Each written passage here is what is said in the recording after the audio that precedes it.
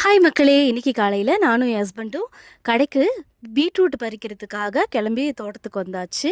அப்படியே எங்கள் ஹஸ்பண்ட் வந்து பீட்ரூட் பறிக்க ஆரம்பிச்சிட்டாங்க. இன்னைக்கு வந்து வீடியோ எடுக்க ஆள் இல்லை, அதனால நான் எடுத்தேன். ஹஸ்பண்ட் வந்து பீட்ரூட் பறிச்சாங்க. இது மார்ச் மாதம் இல்லையா, பிள்ளைங்களுக்கு எல்லாம் ஸ்கூலில் வந்து எக்ஸாம் இருக்கும். அதனால டூரிஸ்ட் வந்து ரொம்ப ரொம்ப ரொம்ப ரொம்ப கம்மியாக தாங்க இருக்காங்க. அதனால சாட்டர்டே சண்டே மட்டும் நாங்கள் வெஜிடபிள்ஸ் வாங்கிக்கிறது. கடையும் அது சாட்டர்டே சண்டே மட்டும் தான் இப்போ திறக்கிறோம்.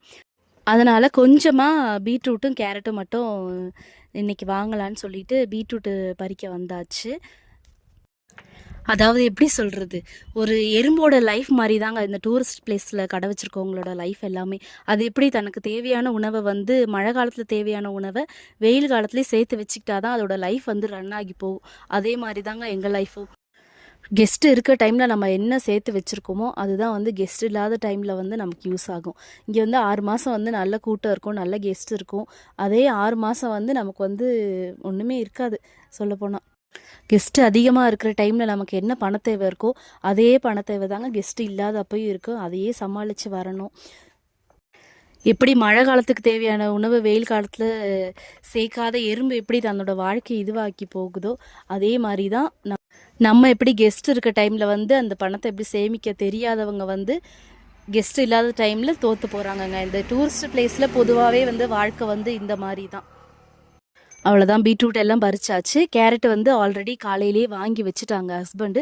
வாங்கி அங்கேயே வந்து ஆற்றுல வந்து கழுகி எடுத்துகிட்டு வந்துட்டாங்க. பீட்ரூட் மட்டும் பக்கத்தில் இருக்கிறதால வந்து வீடியோ எடுக்கலான்னு சொல்லிட்டு நானும் அவரும் கிளம்பி வந்தாச்சு. ஒரு சாக்கில் எடுத்து வச்சுட்டு வெயிட் போட்டு ரொம்ப எடுக்கலைங்க, ஒரு 10 கிலோவுக்கு கீழே தான் இருக்கும். ஏன்னா அந்த அளவுக்கு தான் கெஸ்ட்டு இருக்குது. அதனால் இது காய்கறிங்க வைக்கலைனாலும் நமக்கு வந்து கெஸ்ட்டு வந்து நிற்க மாட்டாங்க. மற்ற பொருள்லாம் வந்து ஓடாது. காய்கறிங்க இருந்தால் தான் மற்ற திங்ஸ்லாம் வாங்குவாங்க.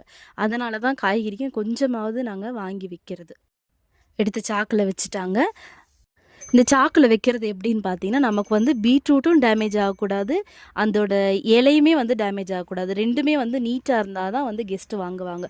பீட்ரூட்டு லேசாக வெடிச்சிருந்தாலோ லேசாக உரசி இருந்தாலோ வெட்டுப்பட்டிருந்தாலோ இப்படிலாம் இருந்துச்சுங்கன்னா வந்து வாங்க மாட்டாங்க. நீட்டாக வந்து சாப்பிட்ற பொருள் இல்லையா, அதனால் கொஞ்சம் நீட்டாக இருந்தால் தான் வந்து வாங்குவாங்க.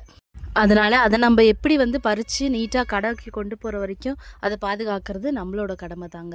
இந்த வீடியோ உங்களுக்கு பிடிச்சிருந்தா லைக் பண்ணுங்கள். நம்ம சேனலை மறக்காமல் சப்ஸ்கிரைப் பண்ணிக்கோங்க. தேங்க்யூ மக்களே, பாய்.